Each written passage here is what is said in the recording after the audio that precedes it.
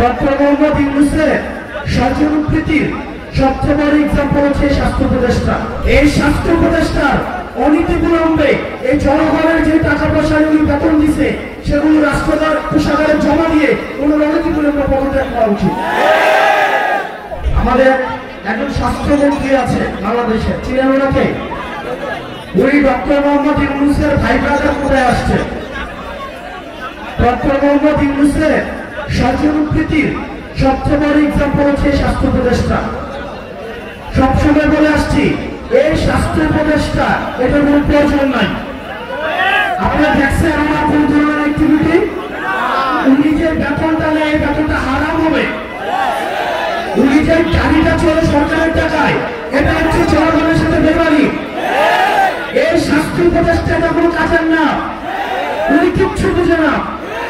উনি স্বাস্থ্য ব্যবস্থা বুঝে না, উনি চিকিৎসা বুঝে না, উনি ইনস্ট্রুমেন্টাল না, কোনো নলেজ নাই। ওনার একমাত্র যোগ্যতা উনি গ্রামীণ ব্যাংকে ছিল এবং ডক্টর মোহাম্মদ ইউনূসের খুব কাছের মানুষ। এইটাই ওনার যোগ্যতা।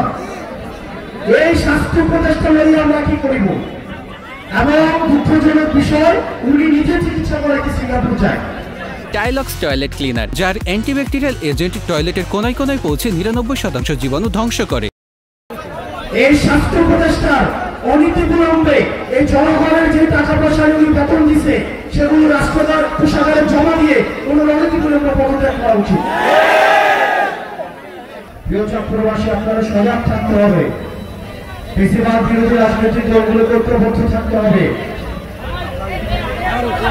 আমরা একসাথে একটা সুন্দর বাংলাদেশ বিনির্মাণ করব, যে বাংলাদেশের রাস্তায় বেরোলে আপনাকে দুর্ঘটনার সম্ভাবনা থাকবে না, যে বাংলাদেশে আপনার সুচিকিৎসা নিশ্চয়তা থাকবে, যে বাংলাদেশে আপনার বাচ্চা স্কুলে পাঠাইলে বিল্ডিং ভেঙে পড়বে, আকাশ থেকে প্লেন ভেঙে পড়বে, এই ধরনের রাষ্ট্র ব্যবস্থা আমরা চাই না।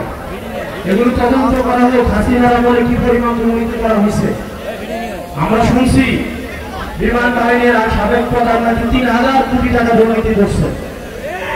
এই বিমানগুলো কিন্তু হাসিনার আমলে কেনা।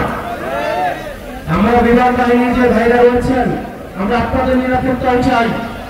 আপনাদের নিরাপত্তাও কিন্তু ঝুঁকিতে রয়েছে। এইসব ইনস্ট্রুমেন্ট এগুলো কি সঠিক কিনা, ঝুঁকিমুক্ত কিনা, সেগুলো আপনাদের বিবেচনার সুযোগ আসছে। আপনারা সেগুলো বিবেচনা করুন, নিজেদের আবার পুনর্মূল্যায়ন করুন। দিন শেষে আপনাদের কাছে আহ্বান জানাবো, দলমত নির্বিশেষে আমাদেরকে ফেসিবাদের বিপক্ষে আমাদেরকে অবস্থান নিতে হবে। আপনারা গতকাল দেখছেন লাশের উপর দিয়ে এই আওয়ামী ফেসিবাদ আবার তারা হচ্ছে রাজনীতি করার চেষ্টা করেছে। আমরা ফেসিবাদ বিরোধী রাজনৈতিক দলগুলো সুতাহত, যারা বাংলাদেশকে ধারণ করে আমরা সুতাহত।